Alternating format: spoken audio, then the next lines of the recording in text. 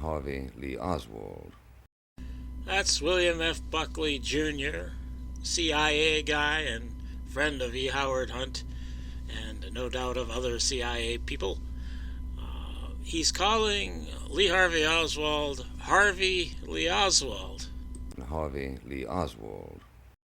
Now, the confusion of the names is not all that bizarre. I myself, for example, do the same thing with Gary Francis Powers. So, if it was just William F. Buckley Jr., it wouldn't mean anything. But there's an awful lot of that going on with Lee Harvey Oswald's name.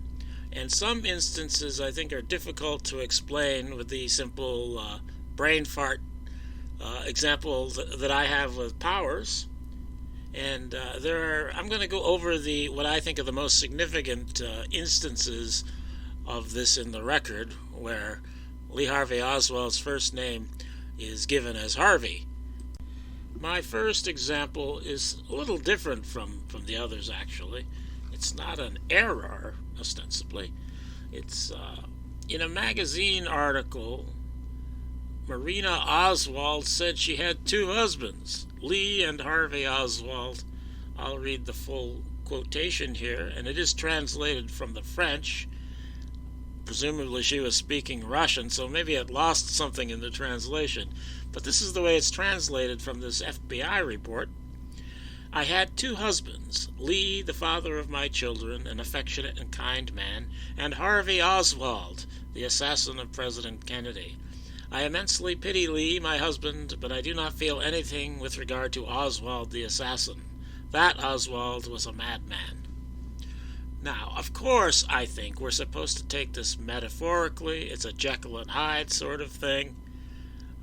But sometimes people will do this. They will tell you the truth knowing that you're going to take it metaphorically. I don't know that that's what's going on here, but when you put all these Harvey and Lee things together, and I'm not the first to do this, by the way. Of course, John Armstrong has made his name on this topic, and I think I would not have noticed this if it were not for Armstrong. In fact, I got this from the Armstrong archive at Baylor. But anyway, what she's literally saying is that she has two husbands, Harvey and Lee. And with that in mind, I think this testimony by John Pick, Lee Harvey Oswald's half-brother, is very interesting. By Vada, Marina was trying to make a point about her wedding ring because she couldn't speak English. Vada got the impression that Marina had been married before. Mr. Jenner, that Marina had been married before? Yes, sir. This is the only thing she could gather from Marina flashing her wedding ring around and talking about this. The four of us were present, Robert, myself, and the two wives, but this was done over coffee. And this was from the Thanksgiving Day dinner after Lee and Marina had left. Brother Robert and Brother John Pick and their wives are talking here. This was after Lee and Marina had left? Well, Mr. Jenner thought of that too, of course. Yes, sir, this was after they had left. What did Robert say on that subject, if anything? Nothing, that he didn't think that she had been married before. Well, what she might have been saying, that is Marina, might have been saying she has two husbands. As she said in the magazine article, of course in the magazine article you're supposed to take it metaphorically, but I don't think this is metaphorical. Of course, we don't really know what Marina was trying to say, but she could have been trying to say that she had two husbands, Harvey and Lee. And the next example comes from the testimony of Ruth Payne, and this is something that has been noticed by Peter Dale Scott and John Armstrong, of course. And I'm going to read this from this point here. Did you have the feeling at the time that he was quite eager to do the packing? Oh, I should set it up a little. They're in New Orleans. This is the summer of 1963. Ruth Payne has driven down to New Orleans, and she's going to take Marina back to Dallas, or back to Irving with her. And they're talking about packing up the car for the move. Did you have the feeling at the time that he was quite eager to do the packing? Yes. And did you have the feeling it was just a touch out of the ordinary? It didn't occur to me that it was. But on reflection now, you think it was out of the ordinary? On reflection now, I think it wasn't simply a gesture of the gentleman. But at the time, it didn't arouse enough interest on your part to have a question in your mind. No, I would have expected it of other men, but this was the first I saw him taking that much interest. It did arrest your attention on that score, in any event. Yes. Now, you were there for 2 full days and 3 evenings. Would you tell us, conserving your description in your words, what did you do during these 2 days and nights? When I say you, I am including all 3 of you. Of course, afternoons were usually spent in rest for the children, having all small children, all of us having small children. Whenever this doesn't include Lee Harvey Oswald, would you be good enough to tell us when he was not present? That is right.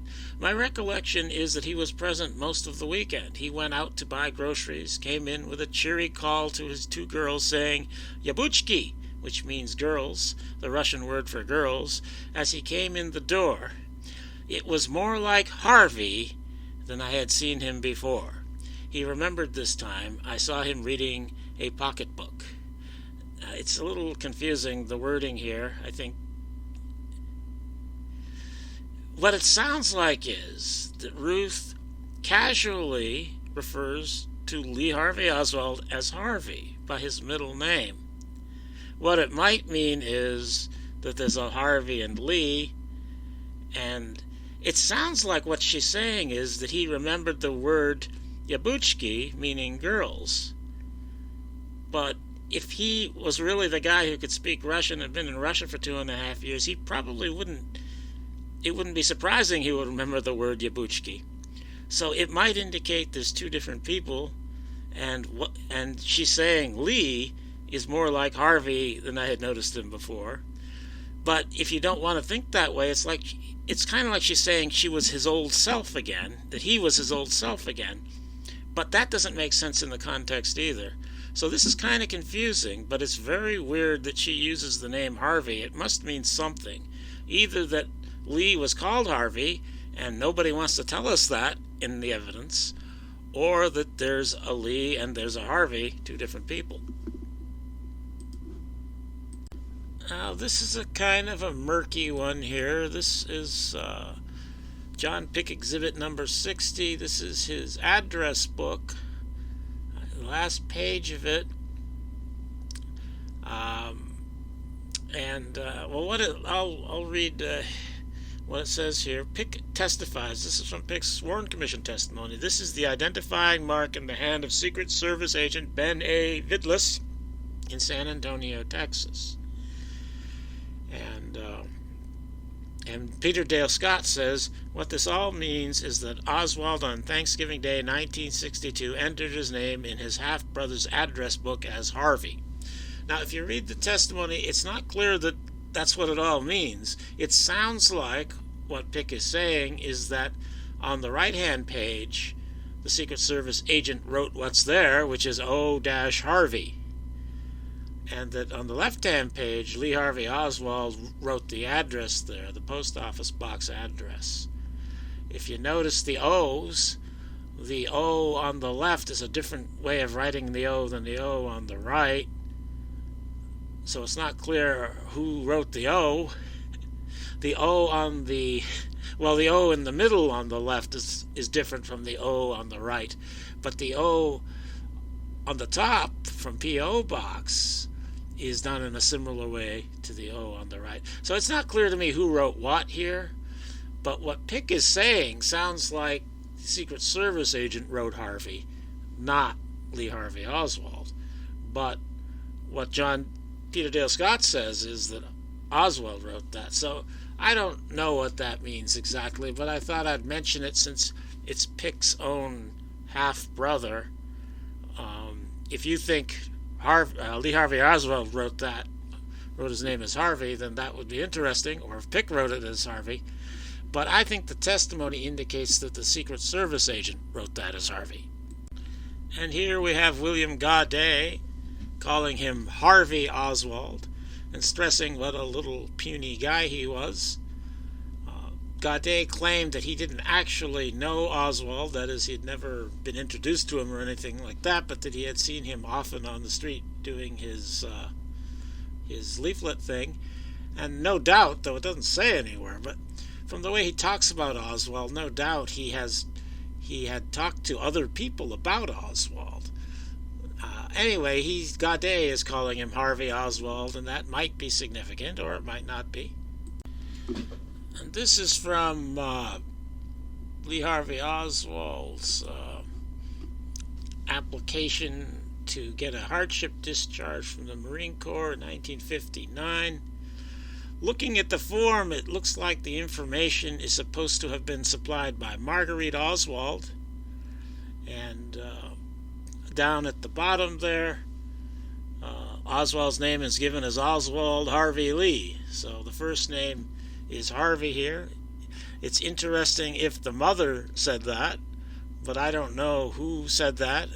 Oswald himself may have filled it out for all I know. And it would be interesting if he was calling himself Harvey. But, it's not clear what it means, but there it is. But more than one Marine in the Marine Corps, which is where most Marines are, said that Lee Harvey Oswald did not like being called by the name Harvey. This is Jerry Ellis Pitts, interviewed by the FBI, starting with the second sentence here. Pitts recalled that Oswald was a very contentious and spiteful type of individual who bitterly resented anyone calling him by his middle name of Harvey, or its shortened term Harv, and wanted to fight anyone who persisted in calling him by these names. And at least one other Marine mentioned this in less dramatic terms. So apparently Lee did not like being called Harvey, if we are to believe this. And this is another one from Peter Dale Scott, where he says apparently he does say, that Sylvia Duran, in her Mexican interview, or the summary of the Mexican interview, on several occasions referred to her, Lee Harvey Oswald, as Harvey Lee Oswald. And here in 1960, while Oswald was supposed to be in the Soviet Union, the passport office is referring to Oswald as Harvey, which I think they might be presenting as a last name here. You would think they would be using the last name, whatever that means. And this is an interesting one to me from the Dallas Police Department. This is the list of employees at the Texas School Book Depository on which Oswald's address is giving incorrectly. 605 Elsbeth was where he had lived at one time. Well, actually, he had lived at 604 across the street. 605 is an address that he is not supposed to have lived at ever.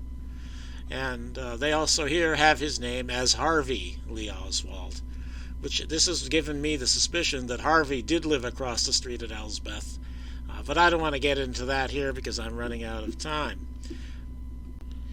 And here, in this Oswald sighting in Irving, grocer Leonard Hutchinson said that Harvey Oswald wanted him to cash a check for him.